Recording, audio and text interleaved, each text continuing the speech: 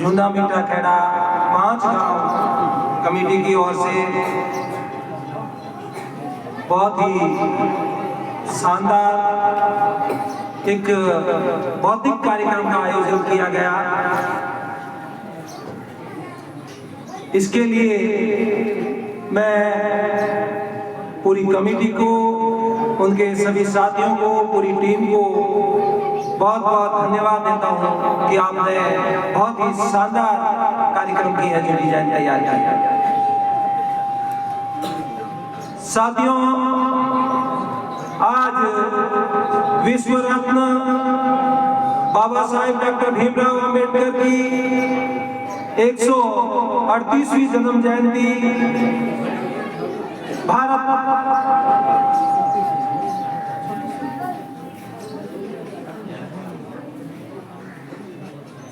पूरे देश ही नहीं,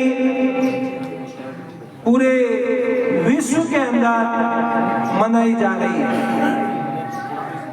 साथियों, आप लोग इस बात पर विचार करेंगे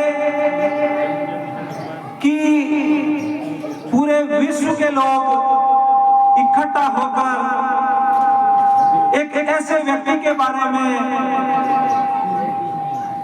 उनकी कामों को लेकर गुणगान कर रहे हैं, चर्चा कर रहे हैं। उन्होंने ऐसा किया क्या? देश ही नहीं, दुनिया के अंदर उनकी जयंती मन रही है, तो इसके पीछे कारण क्या रहा? उस कारण को हमें जो ढूंढना पड़ेगा। साथियों, बाबा साहब अपने आप में, बाबा साहब अंबेडकर जब तक नहीं बनते जब तक ज्योतिबा फुले, छत्रपति साहूजी महाराज, छत्रपति सियाजीराव गायकवाड़, इन लोगों ने बाबा साहब को बाबा साहब नहीं बनाया होता। इसके पीछे एक बहुत बड़ी सोच काम कर रही थी, जिस सोच का निर्माण हमने आज विमोचन किया। गुलामगिरी का, उस गुलामगिरी के अंदर है वो विचार, उस गुलामगिरी के अंदर है। ज्योतिराव फुले जो माली जाति से थे, उन्होंने गुलामगिरी लिखी, उन्होंने किसान का कोड़ा लिखा और उस गुलामगिरी के अंदर बताया कि हम लोग इस देश के मूल मालिक हैं और हम लोगों को कैसे गुलाम बनाया गया, ये बातें हैं जो उसके अंदर लिखी।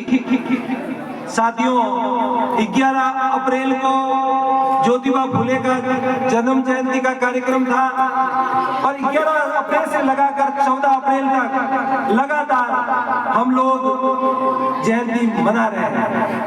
आज का जो कार्यक्रम है, मैं सुबह 5 बजे उठा था और उठकर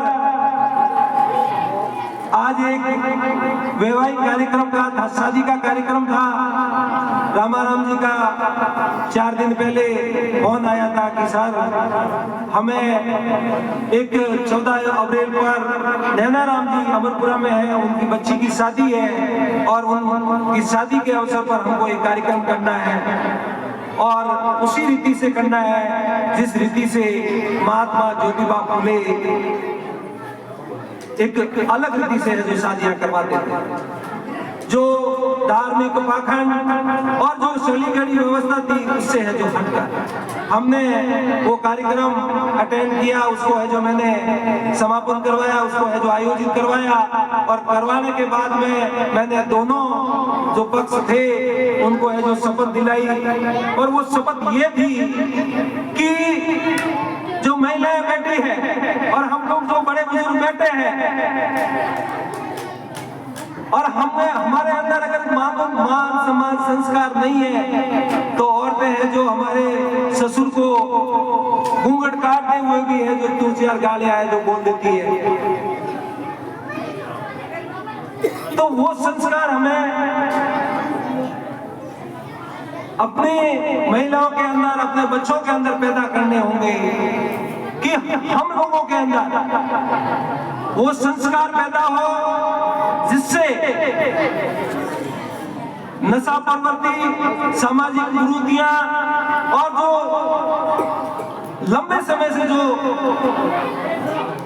ऐसी कुप्रथाएं चली आ रही है उसको हम लोग त्यागें। उसके लिए पिछले दिनों मैंने पढ़ा और गोविंद जी के माध्यम से पता चला कि 5 गांव कमेटी ने एक बहुत शानदार निर्णय लिया कि हम लोग नशा प्रवृत्ति का है जो विरोध करते हैं उसको बंद करते हैं और मर्दीपोश नहीं करते हैं। इसके लिए भी मैं जो पूरी 5 कमेटी को बहुत बहुत धन्यवाद ज्ञापित करता हूँ।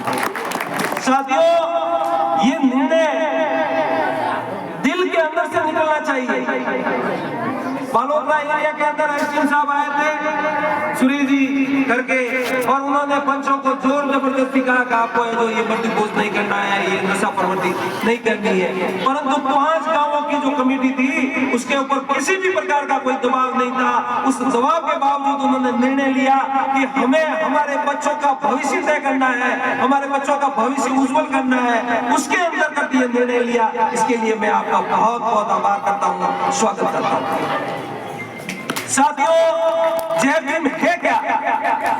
हमारे युवा साथी नीला दुपट्टा डालते हैं और जय भीम बोलते हैं। जय भीम है क्या? तब तक ये जब तक नहीं समझेंगे तब तक है जो जय भीम करने का कोई मतलब नहीं। जय भीम शिक्षा है। जय भीम अपने आप को साबित करने का दायित्व है। जय भीम नशा प्रवृत्ति का विरोध करना है, नशा को त्यागना है, जय भीम कुरीतियों को त्यागना है। जय भीम अपने अंदर एक नेतृत्व का निर्माण करना है। जय भीम का मतलब वो 10वीं पास बच्चा जिसने 36% लाए परंतु जिसको अवसर मिला तो उसने साबित किया और शिक्षा के अंदर 32 डिग्रियां हैं जो उसने हासिल किया। जय भीम उसका नाम है। मैं अगर जय भीम करता हूं तो अभी बहन बोल रही थी, वो है जो एमए कर रही थी, उस समय मैंने जो सोशियोलॉजी में एमए किया, उसके बाद में एलएलएम किया मैंने, उसके बाद में डीसीएलएल किया, डीसीए किया और अभी वर्तमान के अंदर मैंने लास्ट ईयर में 2 महीने पहले ही एमए पुलिस प्रशासन में है जो फर्स्ट ईयर का एग्जाम दिया। योग्यता नौकरी नहीं है। बाबा साहब अम्बेडकर चाहते तो देश आजाद हुआ तो उनको कहा कि आपको है जो भारत का मुख्य न्यायाधीश बनाते हैं सुप्रीम कोर्ट का। अगर नौकरी लेनी होती बाबा साहब को तो ले लेते।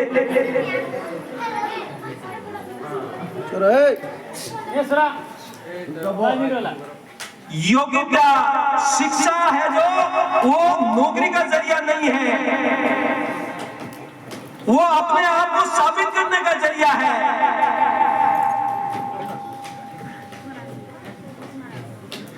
हमारे जो बड़े बुजुर्ग हैं उन्होंने, मैं बीच में ये जो बात कही, मैं ज्योतिबा फुले की बात कर रहा था। ज्योतिबा फुले ने गुलामगिरी लिखी। हमारे देश के अंदर, हमारे समाज में 2 व्यक्ति ऐसे हुए जिन्होंने शब्दों का निर्माण किया, जिन्होंने समाज का निर्माण किया। एक थे ज्योतिराव फुले, एक थे काशीराम जी। ज्योतिराव फुले ने जो गुलामगिरी लिखी, उस गुलामगिरी के अंदर ये जो गुलामगिरी है, इस गुलामगिरी के अंदर ज्योतिराव फुले ने लिखा कि हम थे क्या, हम थे क्या। तो उन्होंने जो अलग अलग सब्जेक्ट के अंदर बताया कि हम इस देश के मूल मालिक थे, हम इस देश के मूल मालिक थे। राजा बलि, राजा मेलागर, जितने पुराने जो राजा हुए हैं और यहाँ भजनी बैठे होंगे, वो लोग रात भर है जो उनके भजन गाता है। और राजा मेलागर की, राजा बलि की जो कथा सुनाते हैं, राजा मेलागर की जो कथा सुनाते हैं कि एक ब्राह्मणी आयो, ब्राह्मण के वेश में एक व्यक्ति आता है और वो व्यक्ति है जो राजा से है जो रानी का दान मांगता है और रानी का दान वो देने के लिए तैयार होता है। तो उसके बाद में है जो वो लोग कहते हैं कि मैं रानी का क्या करूंगा, तो मुझे तो राजपाट चाहिए। ये जो पूरा का पूरा है जो इसके अंदर समझाया है उस वे में नहीं, परंतु ज्योतिबा फुले ने अपने वे के अंदर कि हमारे जो राजा थे उनको अंदर जो आर्य लोग आए, जो आक्रमणकारी लोग आए, उनको है जो हराया और हराकर है जो धीरे धीरे धीरे उन पर उनका है जो शासन अपने कब्जे में लिया। और उनका जो शासन अपने कब्जे में लिया तो लगातार कैसे उनके ऊपर राज किया जाए, इसके लिए उन्होंने जो पूरी धार्मिक व्यवस्थाएं हैं जो तैयार की, ये जो जातिवादी की व्यवस्थाएं हैं जो तैयार की, और उस जातिवादी की जो व्यवस्थाएं तैयार की तो उसके अंदर एक को एक तोड़ने के लिए, गुलाम बनाने के लिए ऐसे लोगों को अलग अलग भागों में है जो विभक्त किया गया। ज्योतिबा फुले कहते हैं कि हम सब जिसके अंदर क्षत्रिय लोग, जो क्षत्रिय जो लोग हैं, जो यहाँ के वर्तमान में जो राजपूत लोग हैं, वो भी हमारे यहाँ जो थे, हम सब एक थे और इनकी गोत्रें सबकी है जो एक मिलती है। ये बात गुलामगिरी के माध्यम से, किसान के कोड़े के माध्यम से छत्रपति सियाजी राव गायकवाड़ जो वर्तमान की रबारी जाति है उसके अंदर पैदा हुए, बड़ौदा के महाराजा थे, उनको बताई कि महाराजा साहब हमारे लोगों के साथ में ये बात हो रही है और मैं साहित्य का निर्माण कर रहा हूँ और मेरे पास में पैसे नहीं है। क्योंकि जब वो काम करने लगे उन्होंने जो लिखने का काम किया, आज मैं जो ये गुलामगिरी है जो आप लोगों के सामने है जो आज विमोचन किया है, और जो ये गुलामगिरी आप लोग पढ़ेंगे तो आपके लिए कुछ अजीब सी लगेगी और दूसरे लोग जो है उनको तो एक अलग ही लगेगी। उस समय क्या लगा होगा उनको, उस समय ब्रह्मा की स्थिति के बारे में बताया कि अगर ब्रह्मा तुमने है जो 4 वर्णों का निर्माण किया, किसी का मुख से किया, किसी के हाथ से किया, तो कोई व्यक्ति आज के वैज्ञानिक युग के अंदर गर्भ के बिना कोई ठहर नहीं सकता, तो तूने मुख के अंदर गर्भ कैसे ठहराया? ज्योतिबा फुले कहते हैं कि तूने मुख के अंदर गर्भ कैसे ठहराया? एक संवाद है ज्योतिबा फुले और धोड़ीराव का, उस संवाद के माध्यम से पूरा का पूरा है जो बताया। ज्योतिबा फुले बताते हैं कि जो ब्राह्मण घर की महिलाएं हैं उसका केस मुंडन होता था, उसका विवाह नहीं हो सकता था, विधवा विवाह नहीं हो सकता था, और उसके अंदर का जब जवान महिला विधवा हो जाती थी तो विधवा विवाह नहीं होता था, तो कई ऐसी प्रथाओं में जो फंस जाती थी तो उसके में जो गर्भ ठहर जाता था। ज्योतिबा फुले ने उनके लिए अलग से व्यवस्थाएं की। ज्योतिबा फुले ने इसमें पूरा लिखा। ये ऐसी क्रांतिकारी पुस्तक है जो हमको हमारा भाई कौन है, हमारा दोस्त कौन है, हमारा दुश्मन कौन है, इसके बारे में बताती है। जब हम इसको पढ़ते हैं तब पता चलता है कि बाबा साहब को बाबा साहब निर्माण करने वाले लोग कौन थे।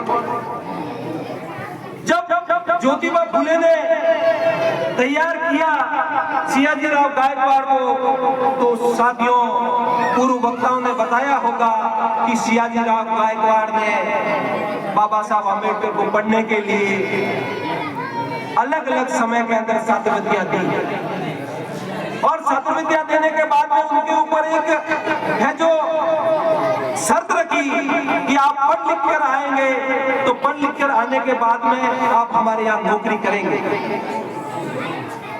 साथियों, 3 संकल्प है हमारे सामने, 3 संकल्प है। काशीराम जी कहते हैं कि आप किस मुट्ठी के बने हुए हो। मैंने एक किताब पढ़ी, मैंने पूरा जिंदगी है जो मैंने मेरा पूरा जीवन है जो छोड़ दिया। तुम लोग किताबों के ऊपर किताबें पढ़ रहे हो, तुम्हारे ऊपर कोई फर्क नहीं पड़ता। ज्योतिराव फुले जो माली जाति से थे, ब्राह्मण की शादी में जाते हैं, वहां उनका अपमान होता है। ज्योतिबा फुले कहते हैं कि मैं इस व्यवस्था को परिवर्तन करूंगा, मैं इस व्यवस्था को परिवर्तन करूंगा। उन्होंने अपनी जी जान लगा दी, उन्होंने अपना इस व्यवस्था परिवर्तन अपने संकल्प के लिए घर परिवार छोड़ना पड़ा। अपने माता पिता ने उसको त्याग दिया। माली समाज ने कहा कि तुम्हारे काम का नहीं है, हमें जो तेरे को स्वीकार नहीं करेंगे। मुसलमान जो फातिमा की शेख थी, उन्होंने कहा कि आओ मैं आपको घर उपलब्ध करवाता हूं। उन्होंने उनको घर उपलब्ध करवाया। उन्होंने संकल्प लिया। ये पूरी की पूरी व्यवस्था जब ये किताब तैयार की तो सियाजीराव गायकवाड़ के पास में गए जो महाराजा थे बड़ौदा के, और उनको पूरी की पूरी बात बताई कि साहब ये व्यवस्था है। सियाजीराव गायकवाड़ ने अपने लोग लगाए कि ऐसे बच्चे का चयन करो, ऐसे बच्चों को ढूंढो जो ज्योतिराव फुले का सपना साकार कर सके, जो ज्योतिराव फुले का सपना साकार कर सके। आज हम लोग SC ST के लोग चिल्लाते हैं जय भीम जय भीम जय भीम, हमारा मिशन, जय भीम का मिशन हम सब करेंगे पूरा। पता नहीं कौन कौन से नारे लगा रहे हैं। अरे ये मिशन जय भीम का नहीं है, ये मिशन उन OBC वर्ग के लोगों का है जिन्होंने इसको शुरू किया था। ये ज्योतिराव फुले का मिशन है, ये छत्रपति साहू जी महाराज का मिशन है जो कलबी जाति से उस वहां जो कुर्मी कहते थे उनसे उनका है। ये सियाजीराव गायकवाड़ का है जो रबारी जाति से थे।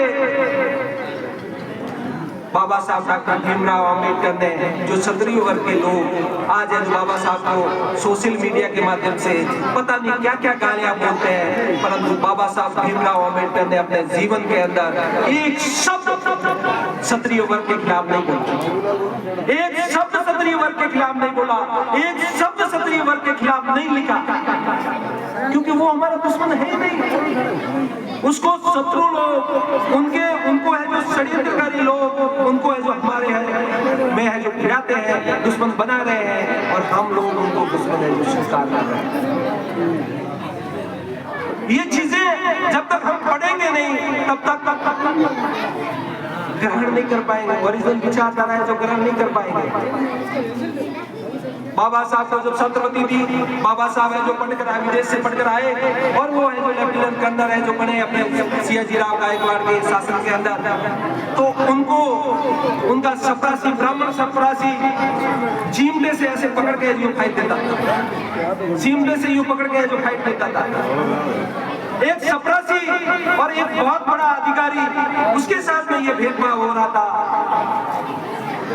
वो जिस बाबा साहब जिस पारसी धर्मशाला के अंदर रह रहे थे, उस धर्मशाला के लोगों को जब पता चला कि ये चमार वर्ग का है, ये महार वर्ग का है, तो उनको जो निकाल दिया, बाहर निकाल दिया।